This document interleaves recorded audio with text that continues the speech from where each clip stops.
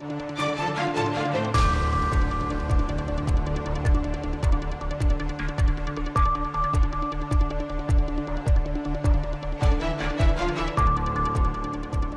I'm Esther Gidui-Yuot. It's Wednesday, August 31st. This is Africa 54.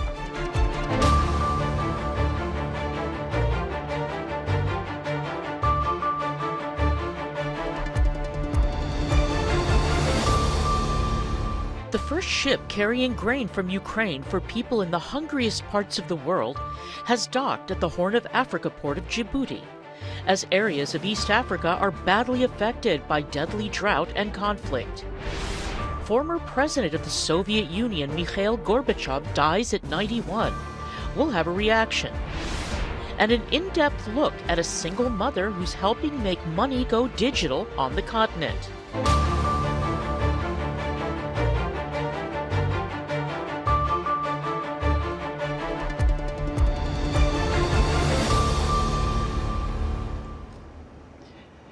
We begin our broadcast in East Africa, where an airstrike hit near a hospital in Mekelle, the capital of Ethiopia's northern Tigray region, according to the head of the hospital, which received casualties. This strike comes less than a week after fighting in Tigray shattered a 4-month ceasefire. Kebrom Gebreselassie, chief executive of Ida General Hospital, tweeted that an area near Mekelle General Hospital had been hit late Tuesday. Another doctor at the hospital confirmed to Reuters he had heard late-night explosions. The extent of the damage remains unclear. Now, for the latest on the new fighting in Ethiopia's Tigray region, I'm joined here in studio by Solomon Abate, chief of VOA's Horn of Africa service. Solomon, it's always a pleasure to have you in the studio. Same here. Thank you for inviting me. Right. Now, Solomon, bring us up to speed on what really sparked this latest attack in Mekelle. We don't know if it took place exactly, except that, as you've just mentioned, the hospital sources said that the government didn't react to this accusation so far. We are trying to get the government response on that. However, since the war broke last Wednesday, it has been it's on its 8th day. The two sides, trade accusations. They say, one says the government, TPLF says the government started this war, and the government says TPLF started this all-out war. So for now, we don't know what sparked the latest attacks, as you have said, the bombing in Mekelle, but the government said last week that it would hit military targets and advised civilians to stay away from military installations and depots. Right. You say you're following this story from back home in your native country.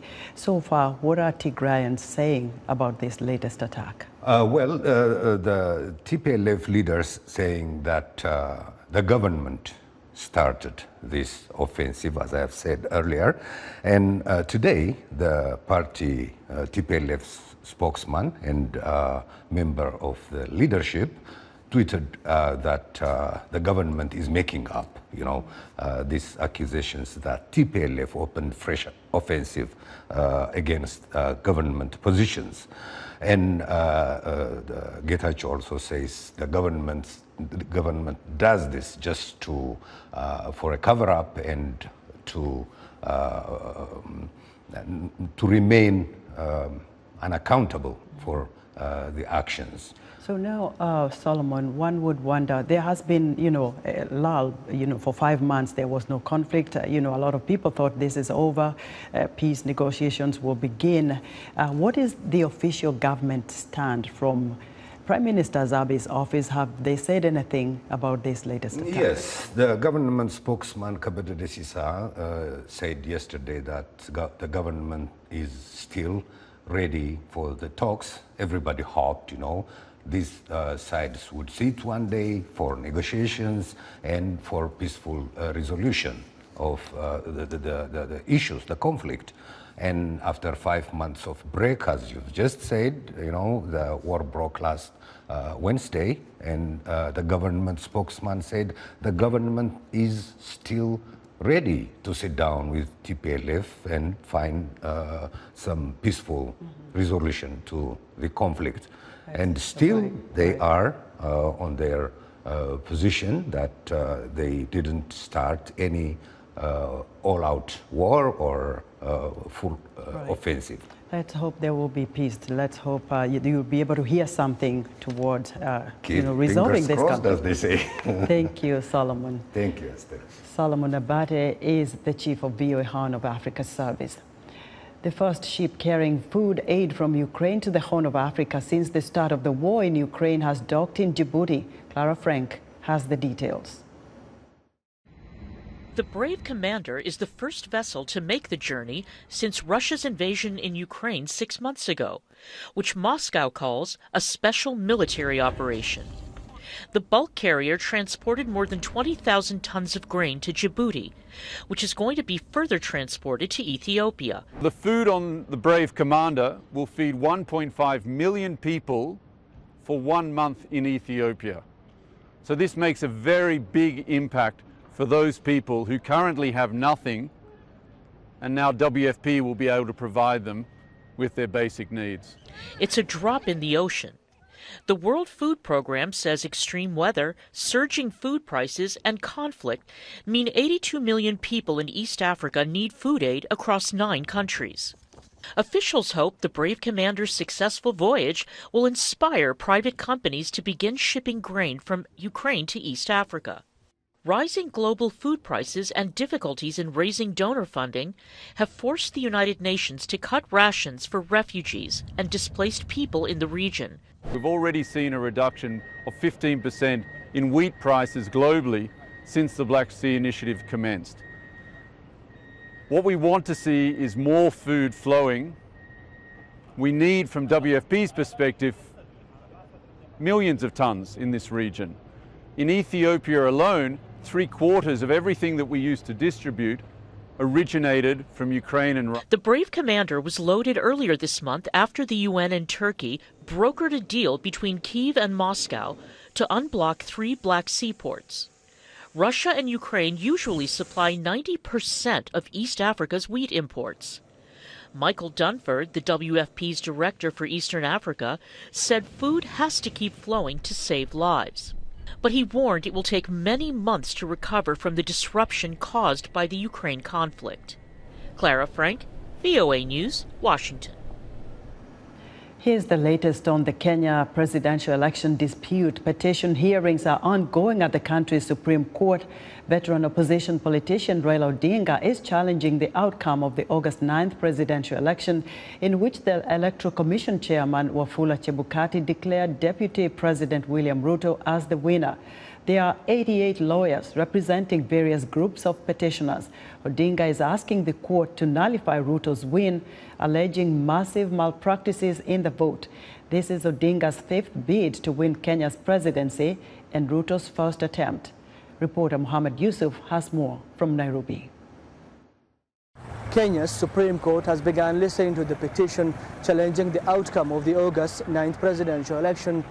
Lawyers representing the main petitioner, Raila Odinga, who lost the election by a small margin to President-elect William Ruto, highlighted the evidence showing vote rigging and failure of the Electoral Commission led by Chairperson Wafula Chebukati in following the Constitution and other laws in the just concluded presidential vote. Also at the Supreme Court, the counting of ballot papers from 15 polling stations from 4 counties, Kericho, Nandi, Nyandarua and Mombasa, goes on. The examination of these ballots and other electoral materials will help the court determine whether to approve the commission results or not. The respondents, President-elect William Ruto and the Electoral Commission, will defend its position and convince the judges the election conducted on August 9th was free, fair and credible. Mohammed Yusuf for VOA News, Nairobi. Angola's opposition party has filed a complaint against the election victory of the ruling MPLA party, in which President Joao Lourenço won a second term and the party got a reduced majority in the legislature. The main opposition party, known as UNITA, says it has submitted an objection to the results. Angola's electoral regulations say that if UNITA's written complaint is rejected, the party can take its objection to the Constitutional Court. In Central Africa, suspected Islamist militants have killed at least 14 civilians and kidnapped more than 12 others in an attack in the east of the Democratic Republic of Congo, according to a local human rights group. An army spokesman confirmed the attack, which occurred in Ituri province Tuesday evening. The army blames the Allied Democratic Forces, a Ugandan militia active in eastern Congo since the 1990s, which has pledged allegiance to the Islamic State. The militants last week killed at least 40 civilians in a string of attacks on several villages in eastern Congo. Christophe Munyanderu, coordinator of the local group Convention for the Respect of Human Rights, says ADF fighters have executed more than 40 men, women and children in 5 villages since Thursday. Nigerian President Muhammadu Buhari says 500,000 residents are affected by flooding caused by heavy rains since the start of the year. 23 of 36 states are affected by seasonal flooding, with the northeastern states being hit the hardest. Buhari's office says emergency services are providing aid and he is receiving regular flooding updates. Buhari also says flooding has displaced more than 73,000 people, resulting in more than 100 casualties. Condolences and tributes are pouring in from around the world following Tuesday's death of Mikhail Gorbachev, the former president of the Soviet Union. VOA's Michael Bowman reports. Mikhail Gorbachev, who died Tuesday at the age of 91, is being remembered as a one-of-a-kind statesman and a giant who steered his country towards democracy. U.S. President Joe Biden said in a statement that Gorbachev was a man of remarkable vision. He said as a leader of the USSR, he worked with U.S. President Ronald Reagan to reduce both countries' nuclear arsenals. Gorbachev helped remove thousands of warheads that threatened Europe with destruction by signing the Intermediate Range Nuclear Forces Treaty with Reagan in 1987. In 1989, Gorbachev ended the Soviet war in Afghanistan, begun 10 years earlier under Leonid Brezhnev. Australia's treasurer called Gorbachev one of the world's most significant leaders. The curtain has come down on one of the world's most significant leaders. He was a pivotal figure at a defining moment. When the world saw conflict and stalemate, he saw peace and possibility. He was the epitome of courage and vision, and he was a reminder that it takes more courage to end a war than to start one. And his gift looks even more remarkable in the contemporary world. There is no history of the 20th century that doesn't have him playing a central role in it. So the world mourns his passing today. Russian President Vladimir Putin expressed his deepest condolences, according to a spokesman. UN Secretary General Antonio Guterres said he was deeply saddened to learn of the passing of Mikhail Gorbachev, describing him as a one-of-a-kind statesman who changed the course of history. Perhaps most significant were Gorbachev's economic and political reforms to the Soviet Union, system known as perestroika, which paved the way for the dissolution of the Soviet Union and the end of the Cold War. Gorbachev's diplomatic efforts earned him a Nobel Peace Prize in 1990. British Prime Minister Boris Johnson said, "I always admired the courage and integrity he showed in bringing the Cold War to a peaceful conclusion. In a time of Putin's aggression in Ukraine, his tireless commitment to opening up Soviet society remains an example to us all." The ailing Gorbachev, who turned 91 a week after Russia's invasion of Ukraine in February, largely let his accomplishments speak for themselves, making few public comments about the war in Ukraine or anything else. Michael Brown, VOA News. For more on Mikhail Gorbachev's relations with Africa, I'm joined live via Skype from Washington by Paul Nantulia, a research specialist at the Africa Center for Strategic Studies. Paul, it's great to have you back on Africa 54. Well, thank you very much for having me back. It's always great to be on the show with you. Right. Now, Gorbachev is credited with having mediated peace in some African countries. How was he able to do that? Well, he did it by virtue of the fact that Russia, the Soviet Union at the time, had a lot of influence on the continent of Africa, economic influence, military influence, and tremendous political clout. So, for instance, we saw his the manner in which he steered the Mozambican process, which resulted in the Rome Peace Accords. He played a very important role as a discreet advisor to the Frelimo government at the time, which was extremely close to the Soviet Union and to their adversaries, as well as the United Nations.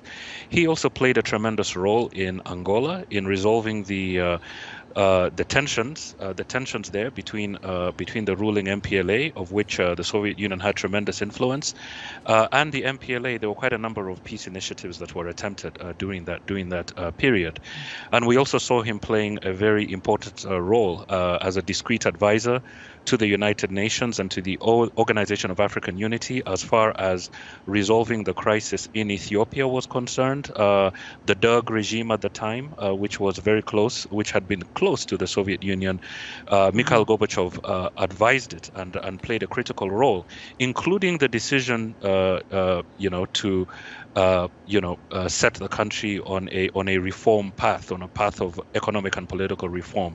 Ethiopians will remember the role that Mikhail Gorbachev played in that process. Paul, it is said that Gorbachev was popular outside of Russia. What other things did he do that made a global impact? Well, this morning I was talking to a colleague, a senior official from an African country that will remain unnamed, and he basically said that Gorbachev was quote unquote stupid because he presided over the collapse of the Soviet Union. So, he does leave a mixed legacy, but I reminded this person that I was speaking to that Gorbachev played a really critical role on the African continent. And I'll give one example, which was that famous Battle of Quito Carnaval in Angola, in which the Angolan government and the African National Congress and the liberation movements in Namibia scored unexpected victories over apartheid South Africa, and that process then established a diplomatic track in which Namibia secured independence in exchange for the withdrawal of Cuban and Soviet troops from Angola. That decision was made by Gorbachev. And so if you talk to Namibians, there are two people that they recognize as the fathers of independence. One is Fidel Castro, and the other is Mikhail Gorbachev. And I should say that Namibian process, which it was an outcome of the Battle of Quito Carnaval, also resulted in securing the ANC additional facilities, because the ANC now could not operate in Angola, and they were taken to Tanzania and Uganda. And Mikhail Gorbachev personally negotiated that process. Paul, I wish we had more time maybe to talk about the Russia-Ukraine invasion, but now we're going to have to leave it there. Thank you so much, yes. Paul. Paul Nantulia is a research specialist at the Africa Center for Strategic Studies. Chalby Dean, the South African actor and model who had a breakout role in Triangle of Sadness, which won this year's top prize at the Cannes Film Festival, has died at age 32. Dean died Monday at a hospital in New York from a sudden, unexpected illness, according to her representatives. Dean also had a recurring role as the assassin Cyanide on the DC Comics television series Black Lightning, which aired on the CW network from 2018 to 2021. She was born in Cape Town and began modeling as a child, making frequent appearances on fashion runways and magazine covers in the decades that followed. We're excited to hear what you think about Africa 54 and all our VOA Africa programs on our website at voaafrica.com. Coming up, tech correspondent Paul Ndiho talks to a data analyst in Uganda, where demand for digital wallet providers is at an all-time high. But first, guest host Vincent McCrory tells us what's on tap for Wednesday's Straight Talk Africa. Stay with us.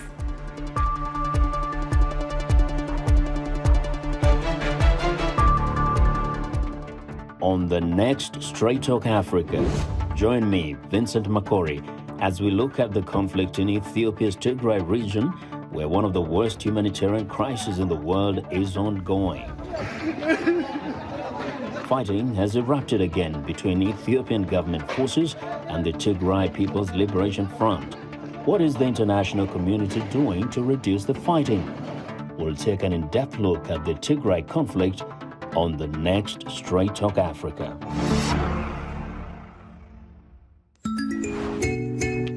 Friendship, a concept that often seems natural and effortless to build and maintain. However, it doesn't always happen that way. Based on individual experiences and expert analysis, some friendships are only for a season while others are for a lifetime. On this week's episode, we discuss the concept of friendships in different cultural contexts. We also have personal testimonies about friendship experiences.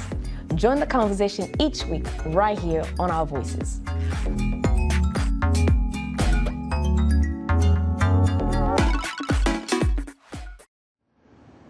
In other African news, a three-story building has collapsed in northwestern Nigeria, trapping shoppers in a busy neighborhood.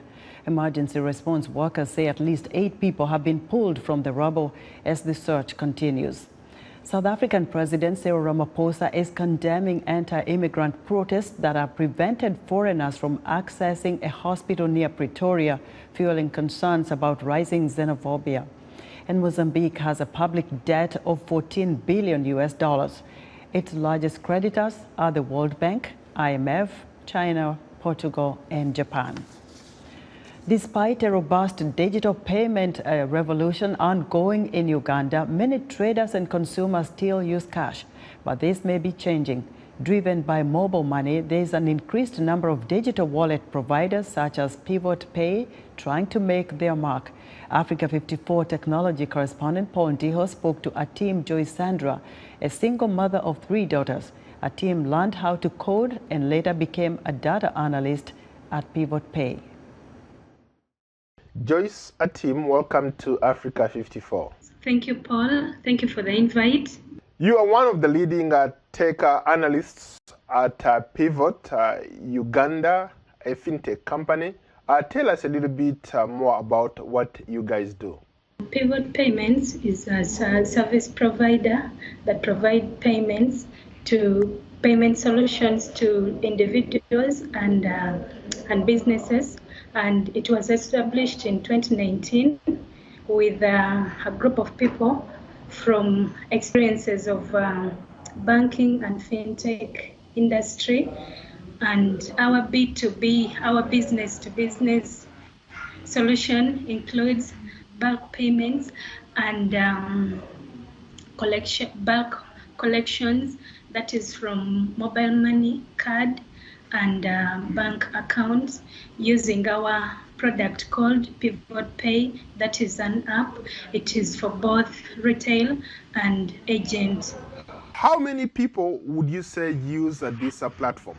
So far, we have about 250,000 users that use the platform to send money and to spend. How big is the fintech space in Uganda? A lot of people are still used to their cash, making transactions using cash. How much of a challenge is it for you guys trying to penetrate that market? It is a bit tricky because the competition is so high right at the moment. But I think it depends on how you handle your customers. Mostly, it's all about customer care. That is what will always bring people towards your business. What's so unique about your products and customer service? When a customer asks for something like, this is not working, we have people that answer that immediately, like they're always on call with customers. How did you end up being a tech analyst in one of the fintech companies in Uganda? I joined Pivot as a software developer, and as the company kept on growing, they realized that there is need for a data analyst, and that's when I came in and they brought in someone to come and train me as a data analyst, and I picked it up. What got you to that point to say that, you know what, I want to be part of this new tech revolution? I became a single mother of 3 daughters because I needed to continue with my career. The father of my kids gave me 2 options: to quit the job that I was doing, sit home and take care of the children, or I pack and leave his house.